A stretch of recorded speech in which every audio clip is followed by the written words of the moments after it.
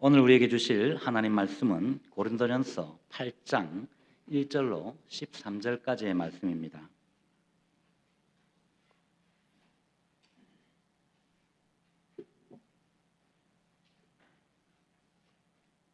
찾으실 줄 알고 우리 함께 읽겠습니다. 천천히 한 절씩 읽어갑니다. 13절까지 시작. 우상의 제물에 대하여는 우리가 다 지식이 있는 줄을 아나 지식은 교만하게 하며 사랑은 덕을 세우나니 만일 누구든지 무엇을 아는 줄로 생각하면 아직도 마땅히 알 것을 알지 못하는 것이요 또 누구든지 하나님을 사랑하면 그 사람은 하나님도 알아주시느니라.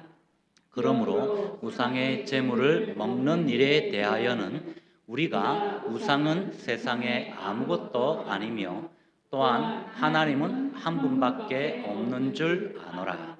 비록 하늘에나 땅에나 신이나 불리는 자가 있어 많은 신과 많은 주가 있으나 그러나 우리에게는 한 하나님 곧 아버지가 계시니 만물이 그에게서 났고 우리도 그를 위하여 있고 또한 한 주 예수 그리스도께서 계시니 만물이 그로 말미암고 우리도 그로 말미암아 있느니라.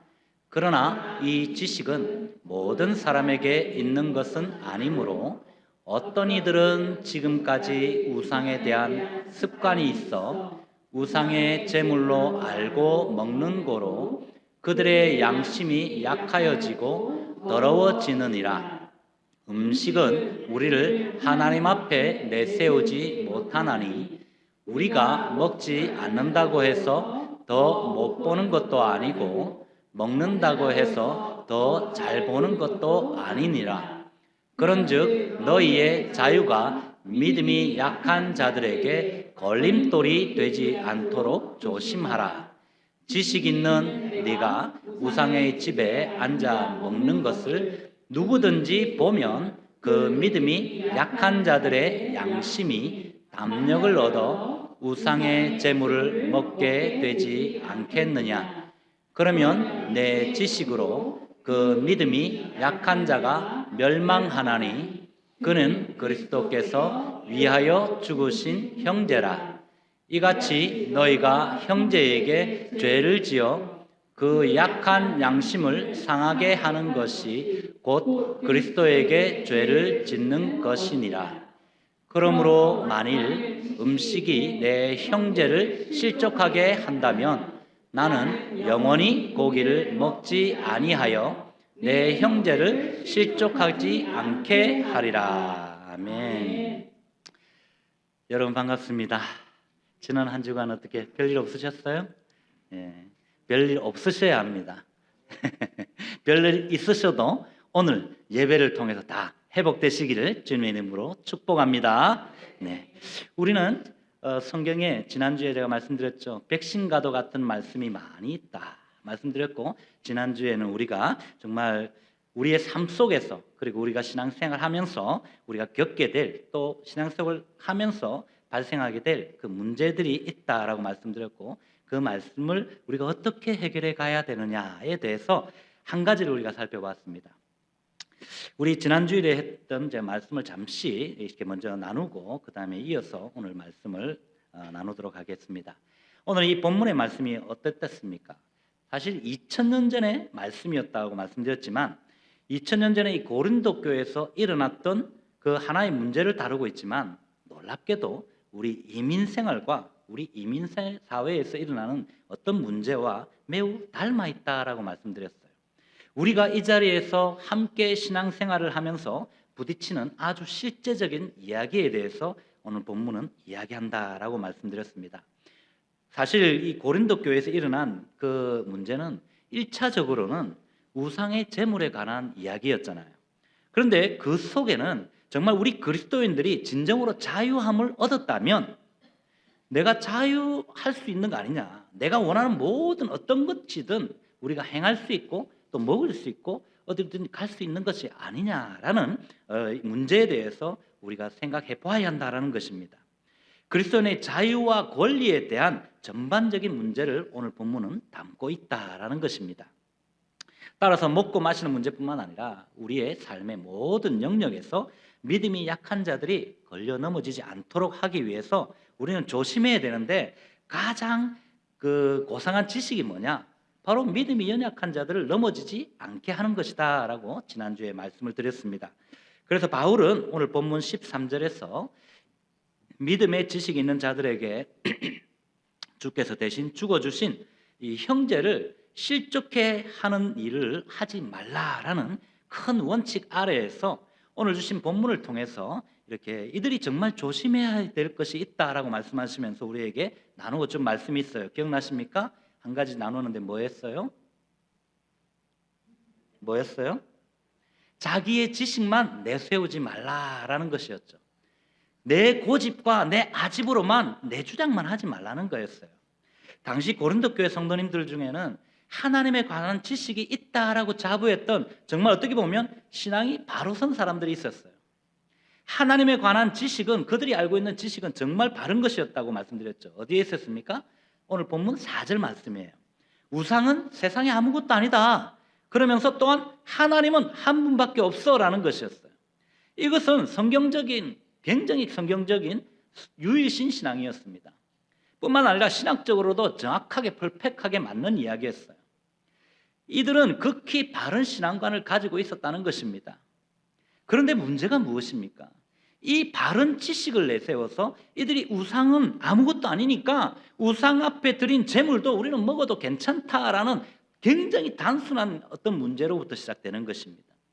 오늘날로 말하면 믿음이 연약한 사람들이, 믿음이 좋다고 생각하는 우리 집사님들이나 장로님이나 목사들이 행하는 어떤 그런 모습들을 보고 때로는 혼란을 가져온다는 거예요.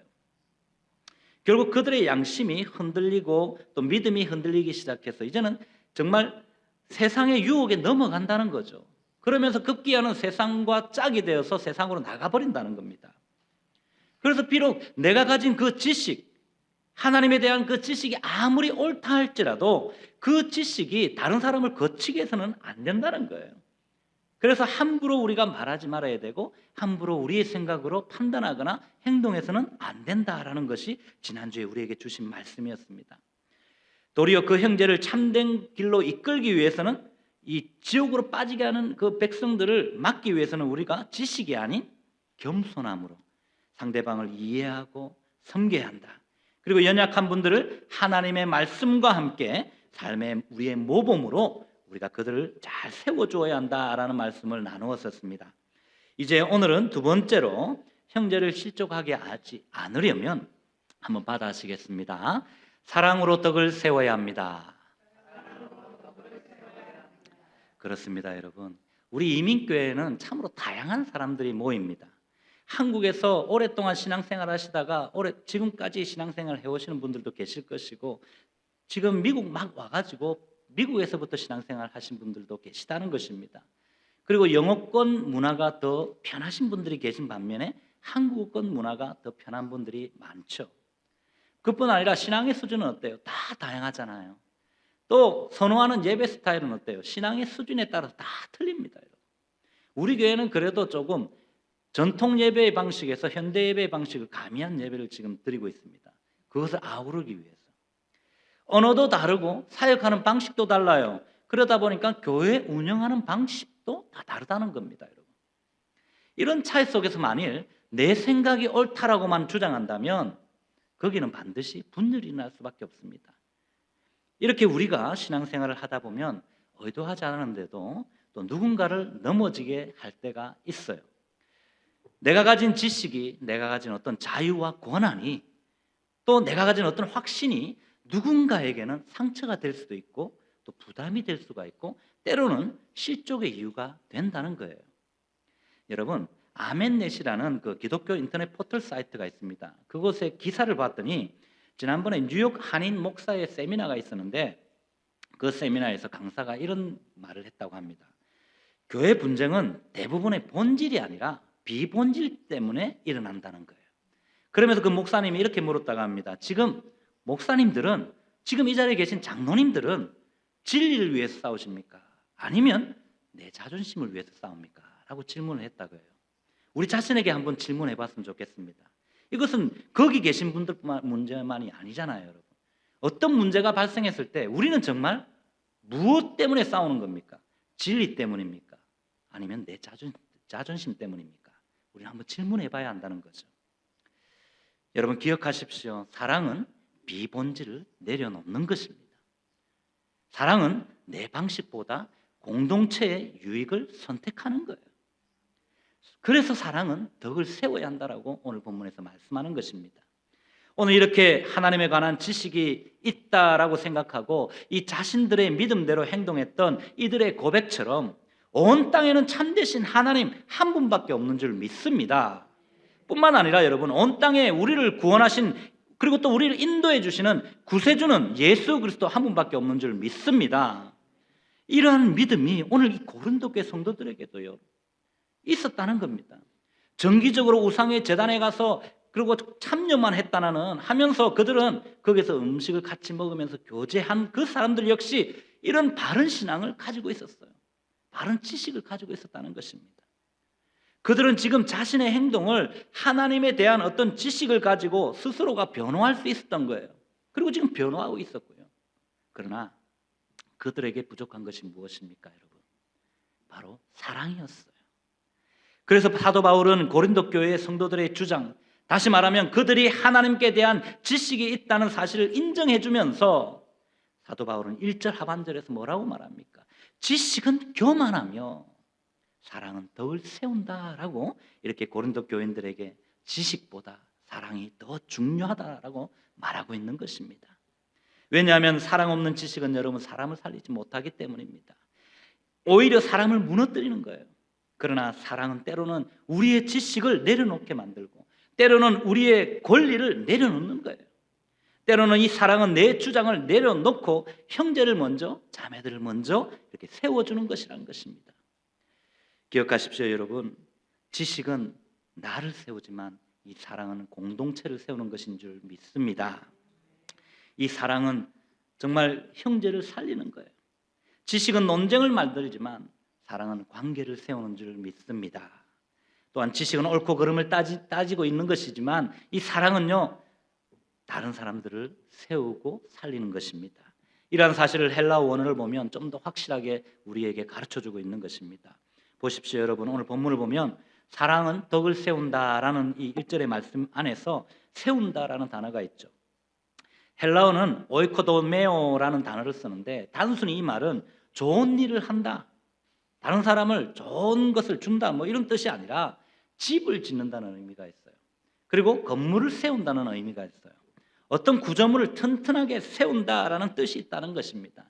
따라서 이 지식은 혼자 자신을 높이려고 하는 것이지만 이 사랑은 공동체라는 집을 한 장 한 장의 벽돌을 쌓아 올리듯이 든든하게 만드는 힘이 있다는 것을 기억할 수 있기를 바랍니다. 즉 사랑은 여러분 사람을 세우고 이 공동체를 세우고 교회를 세우는 어떤 건축 행위라는 것을 기억하십시다. 그러므로 지식은 옳고 그름을 우리에게 가르지만 이 사랑은 사람을 세우고 공동체를 세운다는 사실을 기억하십시다. 사랑하는 성도 여러분, 미국의 한 교회에서 있었던 일이에요. 중서부에 있는 한 한인교회에서 어떤 예배 스타일을 두고 갈등이 있었다고 해요.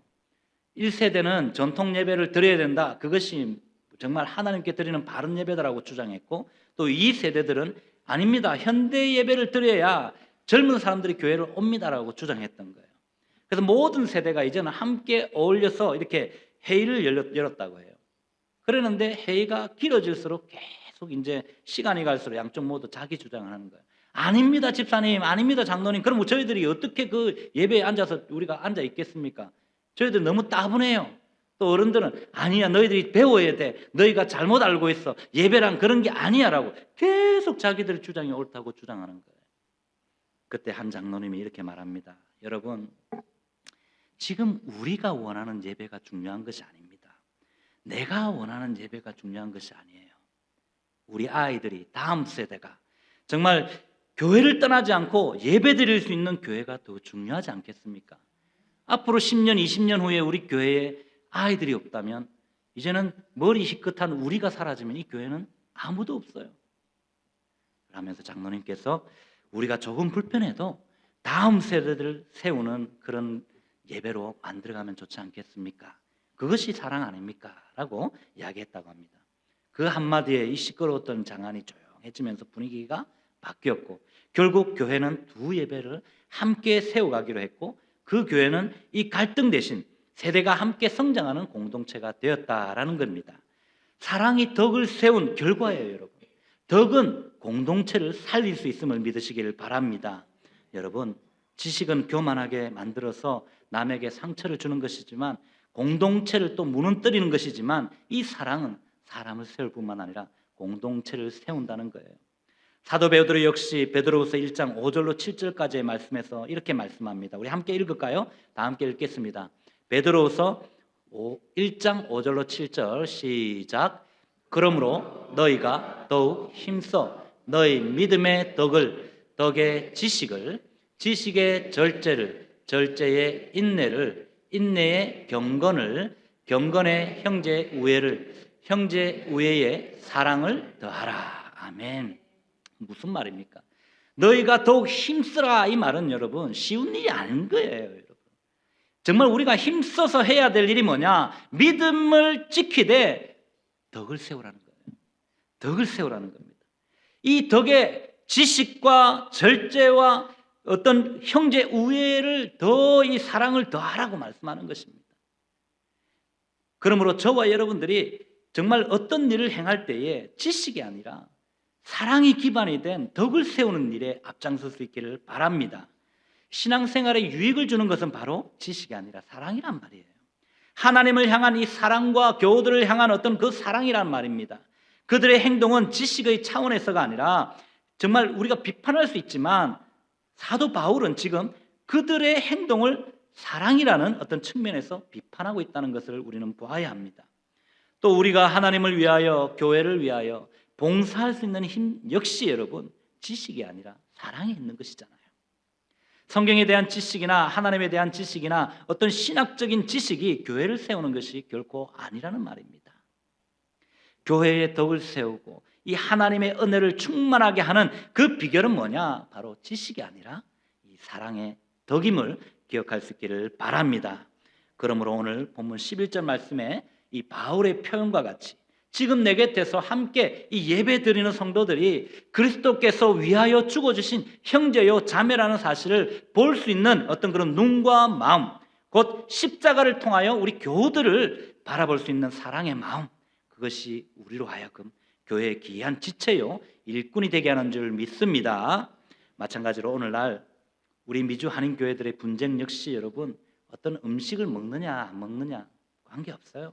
또 어떤 일을 하느냐 안 하느냐가 아니라는 것입니다. 어떤 성경적인 지식이 결핍 때문에 생기는 문제가 아니라는 것입니다. 궁극적으로 주께서 피 흘려 죽어주신 바로 이 형제를 향한 사랑의 결핍 때문에 일어나는 일임을 기억할 수 있기를 바랍니다. 그러므로 저와 여러분들, 오늘 우리에게 필요한 것은 더 많은 지식이 아니라 바로 더 많은 사랑인 줄 믿습니다. 더 많은 논리가 아니라 더 많은 배려예요. 더 많은 주장보다는 더 많은 양보인 줄 믿습니다. 사랑하는 성도 여러분, 이민교회는요 다양한 배경을 가진 사람들이 모인다고 아까 말씀드렸죠. 언어도 다르고 문화도 다르고 신앙도 깊이가 다 달라요. 이런 곳에서 만일 말씀드린 대로 내가 옳다라고 정말 우리 주장만 한다면 반드시 그곳에는 갈등이 있을 수밖에 없잖아요. 그러나 우리에게 사랑이 있다면 우리는 서로를 이해하고 또 그분을 기다려줄 수 있어야 되고 품을 수 있어야 한다는 것입니다. 이 사랑은 나의 편안함보다 공동체의 유익을 선택하는 거기 때문입니다. 사랑은 나의 방식보다 형제의 유익을 선택하는 거예요. 때문에 사랑은 나의 권리보다 공동체의 덕을 선택하는 것입니다. 이렇게 사랑은 우리의 생각과 가치를 바꿔놓을 수 있는 것입니다. 여러분, 남들이 보기엔 그저 우상의 재물 먹는 부족한 사람일지 모르나, 남들이 보기에는 전혀 신앙 없는 사람일지 모르나, 하나님의 눈으로 보면, 하나님의 사랑으로 보면 그분은 정말 주님이 핏값 주고 사신 보물이라는 사실이기 때문입니다. 그러므로 오늘부터 우리가 기도할 때에 하나님께서 우리의 어떤 머리에 지식을 넣어주시기를 구하기보다는 우리의 마음에 하나님, 저 형제를 사랑하는 마음을 주시기를 간구해야 될 것입니다. 또한 우리는 우리의 주위 분들을 바라볼 때에 저분이 왜 저럴까? 어떤 분석의 눈으로 바라보는 것이 아니라 이제는 내가 어떻게 저분을 도우면 저분이 저렇게 하지 않을까? 내가 어떻게 저분을 더 귀하게 세울 수 있을까? 라는 어떤 건축가의 눈으로 바라볼 수 있기를 바랍니다. 나아가서 하나님의 성령께서 우리의 마음을 주장하셔서 여러분, 우리가 사랑의 마음으로 교회를 바라보고 이 성도들을 바라보는 은혜가 임하기를 바랍니다. 그래야 신앙의 연수가 우리가 늘어가면 늘어갈수록 이제는 정말 교만한 사람이 되는 것이 아니라, 지식의 교만 위에 앉아 있는 것이 아니라 신앙생활의 연수가 늘어가면 늘어갈수록 하나님께서 주시는 그 사랑의 마음이 더 풍성해져서 우리 속에 우리의 가정과 교회를 향한 정말 따뜻하게 만드는 그런 저와 여러분들이 다 될 수 있기를 주님의 이름으로 축원드립니다. 무엇보다 여러분, 지식을 내세우면서 형제의 입장을 이렇게 생각하지 않는 자들이 되지 마시고 이제는 사랑으로 덕을 세우는 저와 여러분들의 복된 인생들이 다 되시기를 주님의 거룩하신 이름으로 축원드립니다. 이제 마지막으로 형제를 실족하게 하지 않으려면 다시 한번 받아주시겠습니다. 믿음이 약한 사람들을 배워야 합니다. 배려해야 합니다. 자, 다시 한번 더. 믿음이 약한 사람들을 배려해야 합니다. 죄송합니다. 제 눈이 좀 맛이 갔습니다. 배려해야 돼. 배워야 합니다. 우리 예수님은 언제나 약한 사람들을 배려했던 것을 우리는 성경을 통해서 발견할 수 있어요. 사람들에게 손가락질 받으면서 어떤 사람들을 피해서, 그 사람들의 눈을 피해서 정오에 물을 떨어갈 수밖에 없었던 한 여인을 찾아가시잖아요. 이 사마리아 여인을 찾아가서 직접 아무도 다가가지 않는 그 여인에게 물을 달라 하시면서 그 여인의 마음을 여시고 그에게 복음을 증거했던 예수님을 보잖아요. 뿐만 아니라 가늠하다가 잡혀온 여인에게는 어떻습니까? 사람들의 손에 든 이 돌을 다 놓게 만드시면서 우리 주님도 돌을 들지 않으셨던 것을 봅니다. 매국노라고 비난받고 있던 그 삭개오에게, 세리장이었던 이 삭개오에게 찾아가셔서 내가 오늘 내 집에 유하여야겠다라고 그에게 인간적인 존중을 보여주셨던 분입니다. 뿐만 아니라 예수님께 다가오는 어린아이들을 제지했던 이 제자들에게 뭐라고 말씀하십니까? 어린아이들이 내게 오는 것을 금하지 말라라고 말씀하시면서 이 어린아이들을 품어주셨습니다. 이렇게 우리 예수님은 여러분, 약한 자들을 정죄하지 않으시고 오히려 그들을 찾아가셔서 그들을 기다려주시고 그들을 배려해 주시고 품으신 줄 믿습니다. 그러므로 약한 자를 배려하는 것은 여러분, 우리의 선택이 아니에요. 목사님이 하라 해서 하는 게 아니에요. 여러분, 예수님을 따르는 저와 여러분들, 제자의 의무라는 것을 기억할 수 있기를 바랍니다. 그런데 사실 우리는 정작 예수님을 믿고 따르는 제자라고, 성도라고 하지만 어때요? 그렇지 못할 때가 참 많잖아요. 제가 기사를 찾은 게 하나 있는데 2025년 12월 23일 얼마 안 됐어요. JTBC 뉴스 기사에 따르면 여러분, 이 대한민국의 국민의 82%는 임산부를 배려했다고 답했대요. 사회적 약자에 대한 질문을 하면서 한 건데, 임산부에 대해서 자신은 배려했다. 몇 프로가요? 82%. 거의 대부분이 다 했다는 거예요. 10명 중 8명 이상이 나는 배려하고 살아요 라고. 그런데 정작 실제 임산부들에게 이 기자가 물었더니 그 배려 느꼈다고 답한 비율이 56%밖에 안 됐대요. 반밖에 안 된다는 거예요. 이것이 비단 멀리 있는 대한민국의 이야기가 아니잖아요. 미국도 마찬가지일 것입니다. 임산부들이 가장 많이 겪는 불편 중에 하나가 길거리에서 이 담배 피대는 그 흡연 문제라고 합니다. 그리고 대중교통에서 이용하기 어렵다, 자리를 양보하지 않는다. 뭐 우리는 대중교통 별로 없으니까 이건 뭐 넘어갔다 치더라도 직장에서 엄청난 눈치를 준다고 그래요. 등등 여러 가지 일들이 있는데 사람들은요, 자신이 배려했다고 생각한다는 거예요. 정작 사회적 배려를 느끼지 못하고 산다는 것입니다. 이것이 오늘 우리의 모습일 수 있어요, 여러분. 나는 정말 저 성도를 배려했는데, 나는 정말 저분을 배려했는데 저분이 왜 저래? 나는 정말 저분을 위해서 섬겨주었는데 정작 상대는 그 배려를, 그 섬김을 느끼지 못했다라고 생각한다는 거예요. 그것이 문제라는 것입니다. 사랑하는 성도 여러분, 사실 우리 인간은요, 너나 할 것 없이 이기적인 본능을 다 갖고 있잖아요. 저도 마찬가지예요. 그래서 스스로 절제하지 않으면 남을 실족시키기가 쉽다는 거예요. 그래서 우리 주님은 마태복음 18장 6절로 7절 말씀에서 우리 다 같이 한번 읽을까요? 시작. 누구든지 나를 믿는 이 작은 자 중 하나를 실족하게 하면 차라리 연자 맷돌이 금옥에 달려서 깊은 바다에 빠뜨려지는 것이 나으니라라고 경고하고 계세요. 여러분. 다른 사람 실족하게 하는 것은 아예 내 목에 바위 덩어리 하나 덜머지고 목에 묶어놓고 바다에 빠져 죽는 것이 더 낫다는 거예요. 이렇게 겁나는 이야기를 하고 계십니다. 오늘 본문 9절 말씀에서 사도 바울도 역시 너희의 자유가 믿음이 약한 자들에게 걸려 넘어지게 하는 것이 되지 않도록 조심하라라고 권면하고 있는 것입니다. 여기서 여러분 걸려 넘어진다라는 이 말은 헬라 원어상으로 보면 발에 걸리는 어떤 장애물들, 걸림돌이라는 그 단어를 쓰고 있어요. 이것은 길 가다가 발에 채여서 걸려 넘어지게 만드는 돌뿌리를 뜻한다는 것입니다. 다시 말하면 바울은 지금 너희의 자유와 권한이 누군가에게 신앙을 포기하게 만드는 치명적인 돌뿌리가 될 수 있으니까 조심하라라고 이렇게 권면하고 있는 것입니다. 다시 말해서 신앙이 성숙한 자는 신앙이 연약한 자의 신앙의 진보를 가로막지 않도록 조심하라는 것입니다.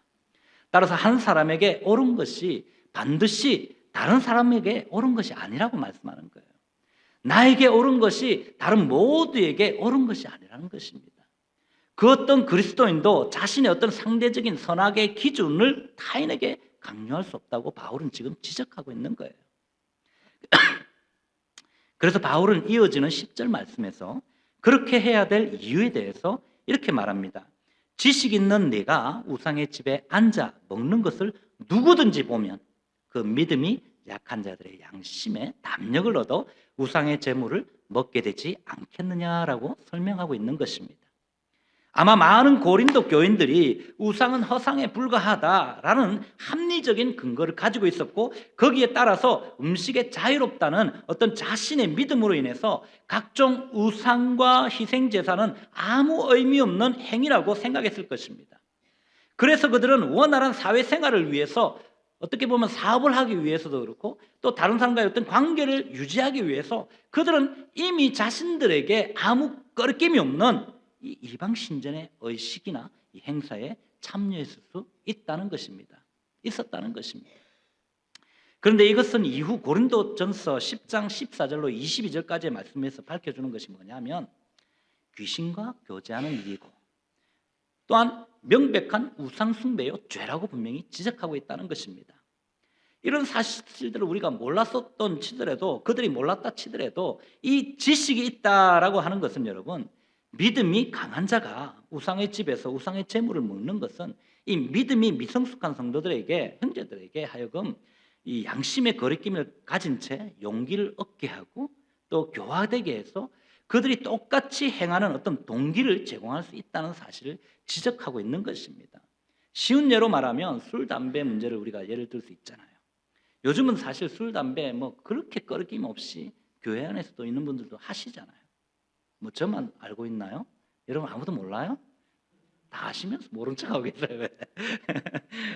우리 교회는 너무 거룩하셔서 아마 모르시는 것 같아요. 저만 알아요. 절제력이 강한 이 독실한 그리스도인이 혈액순환 때문에 어떤 혈관 질환 때문에 건강을 위해서 포도주를 좀 마셨다고 칩시다. 여러분. 그것은 분명 죄가 되지 않아요. 디모데전서 5장 23절 말씀을 근거로 해보면 사도 바울은요 아들과 같은 이 디모데에게 너희의 질병을 위해서 포도주를 조금 써라 이렇게 분명히 말씀하고 있어요. 술 마시고 담배 피는 것이 지옥 가는 문제가 되지 않는다고 말씀하는 거예요. 그런데 문제는 그 모습을 본 자녀들이나 신앙이 약한 사람들이 만일 그것을 보았다면 그들은 그것에 대해서 별로 거리낌 없이 앞으로 받아들이게 될 것이고 하지 말아야 될 말이나 하지 말아야 될 행동들을 그들도 서슴없이 앞으로 쉽게 하게 될 것이라는 말입니다. 아시지 않습니까 여러분? 무엇이든 처음 하는 것이 힘들지 2번 되고 3번 되고 4번 되면 정말 쉬워지는 거잖아요. 그 대상이 자기에게 영향을 주는 부모님이라든지 자 그들이 존중하는 사람이라면 더더욱이 쉽게 받아들이게 되겠죠. 여러분, 저는 주변에 믿지 않는 분들이 계시면 간혹 그분들을 전도하기 위해서 우리 가족들이 그분들 가족들과 함께 가끔 이렇게 고기를 구우면서 저녁 식사를 합니다. 그렇게 했었습니다. 그런데 그 믿지 않는 분들 어때요? 고기 구워 먹으면 반드시 콜라 사이다는 뭐 이건 제쳐두고 반드시 소주는 올라와야 됩니다. 맥주가 올라와야 됩니다. 좀 더 기분이 좋아지면 뭐가 올라와요? 와인이나 뭐 이런 것들 좀 더 고급스러운 이제 제가 본 거는 빼갈까지도 봤습니다. 저는 뭔지도 모르는데 들어봤죠. 어쨌든 그런까지 이 상에 다 올라온다는 거죠. 그런데 이 술병과 음료수가 있는데도 불구하고 우리 아이들이 그냥 그 아이들끼리 모여서 먹으라고 방에 다 갖다 주고 그래서 방에서 먹으면서 놀고 이러는데 나중에 집에서 그런 이야기를 하는 겁니다. 아빠, 술 마시는 거 아무 문제 없지? 우리 선생님도 마시는데? 이러는 거예요. 그러면서 언니도 누구도 마시던데? 이러는 거예요. 그러면서 그래서 제가 아니지, 그러면 안 돼. 선생님이 아마 그 술이 아니고 다른 거 마셨겠지. 이랬더니 아니래. 그러면서 아빠도 지난번에 그 누구 만났을 때 마셨잖아. 이러는 거예요. 그래서 내가 깜짝 놀란 거예요. 저는 술을 마시면 안 마셔요, 저는. 근데 아이들은 그냥 지나가면서 보면서 콜라 사이다는 아빠가 마신 게 아니라 아빠도 같이 술을 마셨다라고 생각한 거예요. 무슨 말입니까, 여러분? 우리의 자녀들은요, 보지 않는다 생각해도 다 보고 있다는 겁니다. 또한 여러분, 교회 안에서 목회자나 중직자들이 자녀들이 교회 안 나오는 이유 중에 한 가지가 가장 큰 이유입니다. 모범이 되어야 될 우리 교회 어른들이 막 그냥 큰 소리 치면서 삿대질하면서 막 어떨 때는 멱살까지 잡고 어떨 때는 주먹질까지 하면서 싸우는 문제 때문입니다. 목회자의 자녀들이 교회 안 나올 이유가 뭐가 있겠습니까? 장로님의 자녀들이 교회 안 나오는 이유가 뭐겠어요? 어른들이 싸우는 그 모습을 보고 이 분란을 일으키는 걸 보면서 교회 가봐야 소용없다, 교회 가기 싫어라는 거예요. 그러면서 자신들이 운전하기 시작할 때부터는 교회를 안 갑니다, 여러분. 참으로 안타까운 일이 아닐 수 없잖아요, 여러분. 우리의 모습들을 우리의 자녀들이 다 보고 있다는 거예요. 우리의 모습들을 신앙이 약한 자들이 다 보고 있다는 것입니다. 잊어서는 안 될 것입니다. 아무리 화가 나도 이 교회에서 우리 아이들 앞에서 또 우리 신앙이 연약한 자들 앞에서는 우리는 참아야 하는 줄 믿습니다. 여러분들은 아는 줄 알아요. 너무 침울하게 생각하지 마세요. 여러분 뭐라는 게 아니라 백신 맞는 거라 그랬잖아요. 백신을 믿지 말아라. 언제 우리가 또 싸울지 몰라요, 솔직히. 그러니까 그럴 때는 이제 미리 백신 맞은 것 같고 지금 계속 생각하자는 거죠.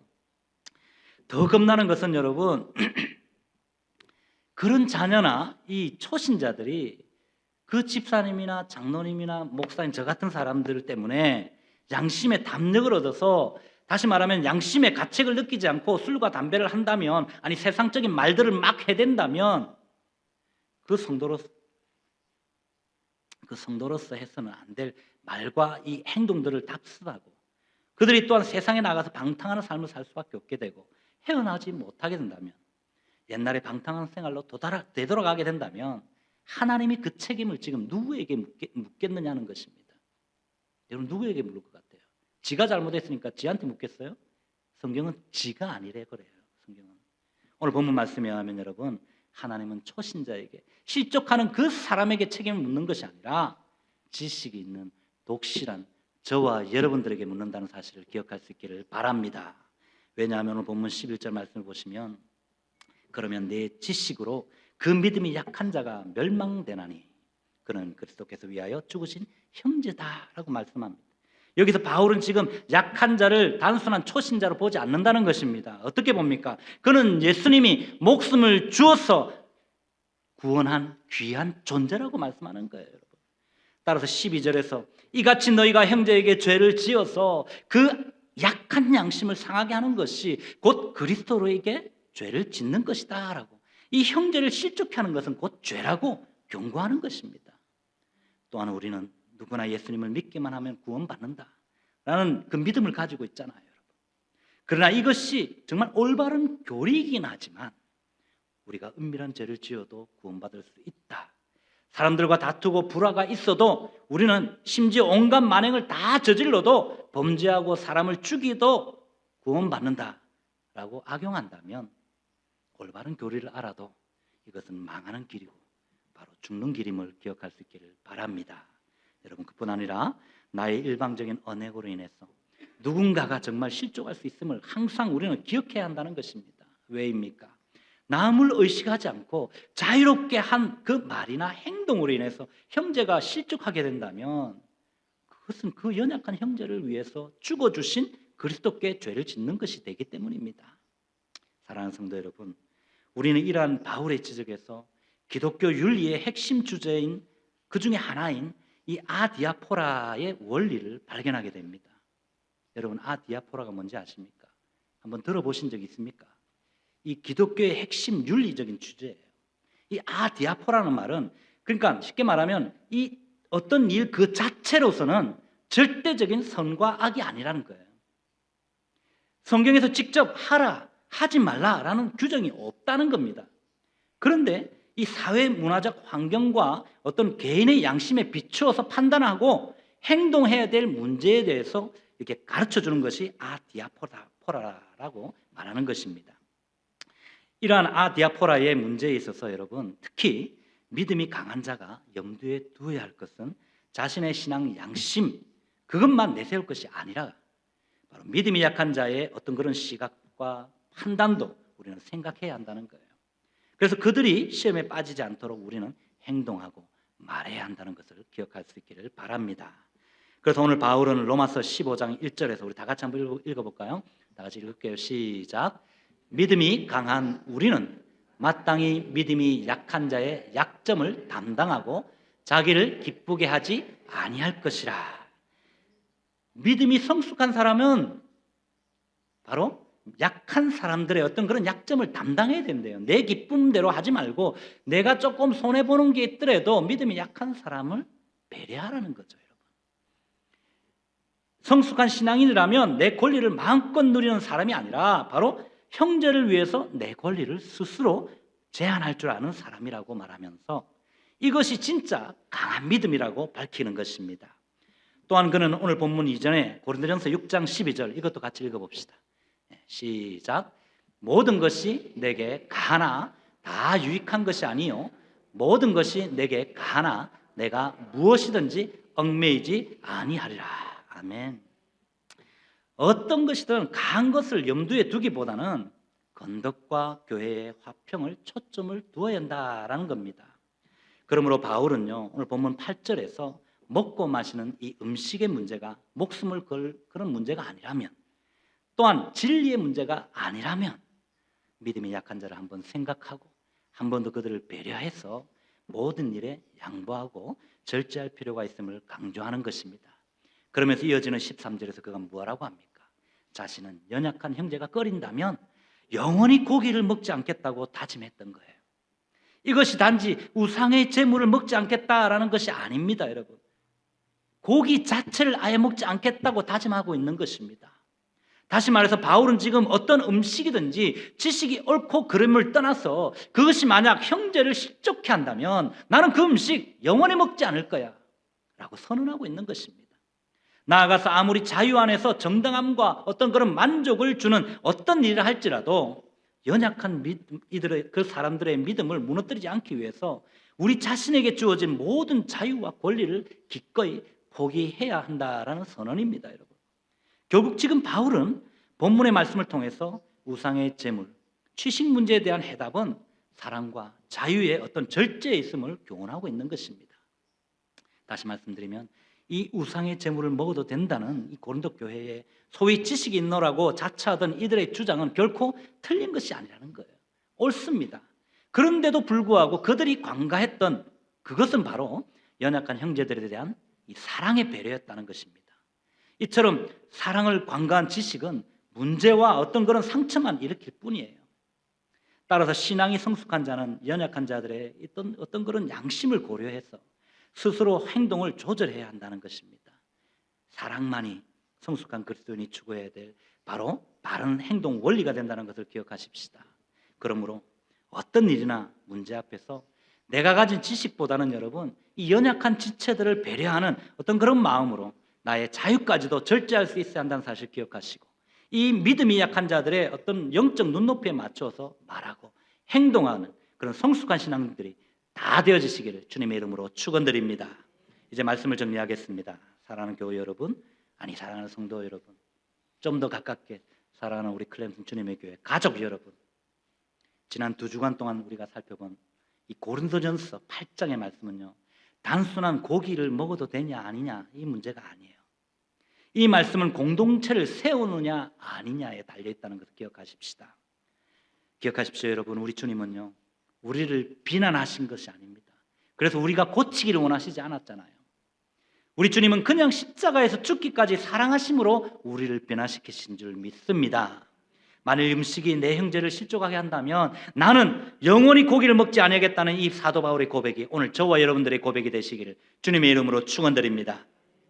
오늘 사도 바울은요, 믿음이 약한 자는 지식이 부족하고 자유를 누리지 못하는 자가 아니라 그리스도께서 위하여 죽어주신 형제임을 강조하면서 바로 이러한 형제를 실족하게 하는 일은 죄가 된다고 하는 그 큰 원칙 아래 믿음의 지식이 있는 이들이 조심해야 할 것들을 가르쳐 주셨습니다. 이제 기억하십시다.